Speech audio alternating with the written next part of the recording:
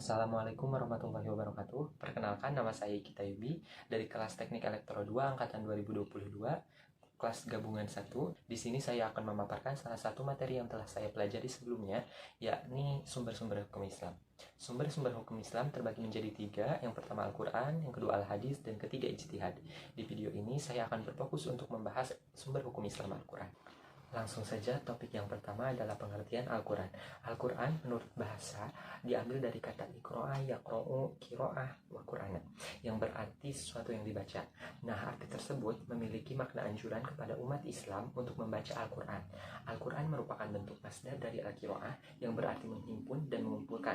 Karena Al-Quran merupakan himpunan beberapa huruf, kata, kalimat secara tertib, tersusun, dan rapi, serta benar, sehingga saat membacanya kita harus sesuai makhraj dan tajwidnya.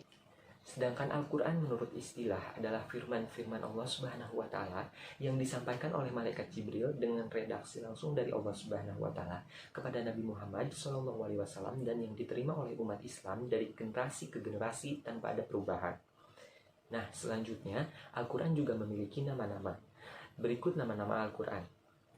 Topik selanjutnya adalah sejarah Al-Quran. Sejarah Al-Quran dibagi menjadi 4 periode. Periode yang pertama adalah sejarah pembukuan Al-Quran.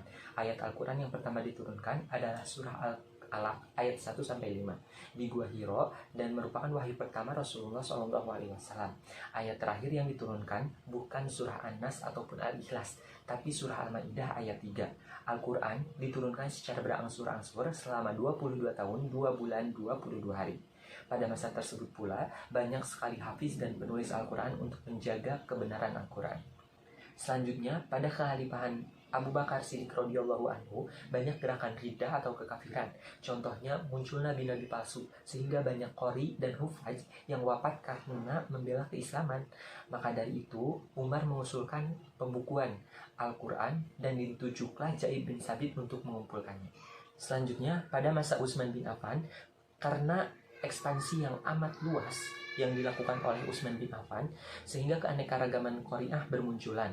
Dan pada masa Utsman pula lah menyalin 5 mushaf, dan yang sekarang dikenal adalah Mushaf Al-Idmani atau Mushaf Al-Utsmani.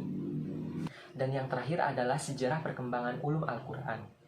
Pada masa tersebut, Ali bin Abi Thalib menunjuk Abu Al-Aswad untuk menulis ilmu nahwu untuk menjaga keselamatan Al-Quran.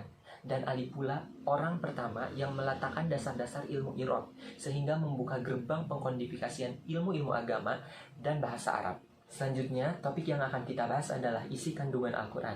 Nah, isi kandungan Al-Quran ada 6. Yang pertama adalah akidah. Akidah merupakan pilar pertama seorang muslim. Jadi akidah adalah kepercayaan atau mengimani Allah dan rukun-rukun iman lainnya. Nah, yang kedua adalah ibadah. Tentu saja dalam Al-Quran menerangkan ibadah, entah itu ibadah maqdoh atau goiro maqdoh. Nah, yang ketiga adalah akhlak. Saya paling ingat di salah satu surah Al-Maidah diterangkan bahwa Rasulullah SAW diturunkan untuk menyempurnakan akhlak manusia. Yang keempat adalah hukum. Sesuai konteks pembicaraan kita kali ini, Al-Quran juga memuat hukum-hukum keislaman, mulai dari hukum bersuci atau toharoh, bahkan sampai hukum jual beli pun ada. Nah, selanjutnya adalah sains atau ilmu-ilmu pengetahuan alam.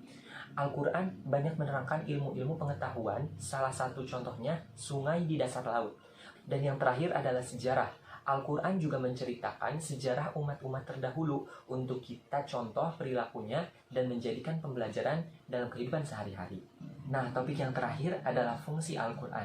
Fungsi Al-Quran ada 4. Yang pertama adalah sebagai bukti kebenaran Rasulullah SAW.